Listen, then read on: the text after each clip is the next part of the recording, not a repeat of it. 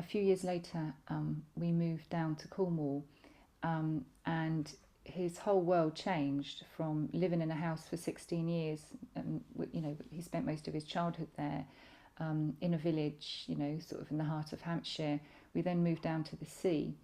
And in some ways, it was great, but there was like an aftermath, if you like, where Kyle struggled with the change, and became very withdrawn. And I, on some levels, I thought, what have I done? I've kind of uprooted him. I've changed his environment. He has no relation really to where he is compared to where he used to be.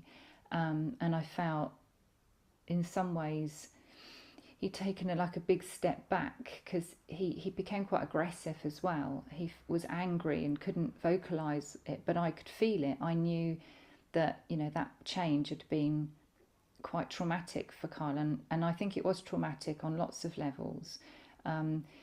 But from that, he started, and maybe one way he started to cope with the stress of the change was that he then became more interested in music, and he wanted the radio on. And I initially thought that might be because it was company, and it was people talking, and it was like, I don't know, just maybe it just felt soothing that there was this talking and then songs and music going on in the background. Um, but and then I felt perhaps it was that radio is live, and it's happening right now. It's a live transmission, so it's not something that's been, some of it's pre-recorded, but most of the talking is all happening in the now. And I thought maybe that's helping him to stabilize in his new environment on some level. Maybe it's helping him to, go, okay, this is happening right now. I'm here right now, and on some level, it was helping him to integrate himself into, a foreign environment. And I thought, okay, right, he's listening to the radio. I need to kind of share that with him on some level. So I said, would you like to go down to a music shop, and perhaps we could write down the name of the song that's being played, and we can source it on the internet, and then we can go and source it out in the shops. So that's what we did. We went and found he'd find a song that he really liked, and then we would go off into town, and we would go to a music shop.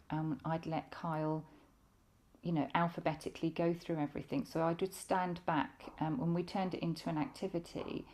And I think in a way, that process was enabling him then to take control over his environment. So rather than it becoming a challenge or something that he wasn't in control of, he then was starting to become in control of his environment. And as a result, that started to reduce the stress levels. So that's what we started to do. We went out every 2 or 3 times a week, and we would go to charity shops, because then his money went a long way. He could buy lots of CDs for 50p or whatever, and it was a great fun. And then he would take them upstairs and he'd listen to them. I also decided I would send him to college here, because the colleges here are really good, and they would particular college he was going to was really good with being involved in the arts and things like that. So I thought, well, Carl might like that. But as it was, it didn't turn out so well. And Kyle became upset, and there was an issue at college, which, I had to go up and into college and sort it out. And I decided, with the staff, that it'd be best probably to take Kyle out of college for the time being, until Kyle could have some more support. And again, my instincts kicked in, and I just felt, I just don't think this is right. I think I've made the wrong decision.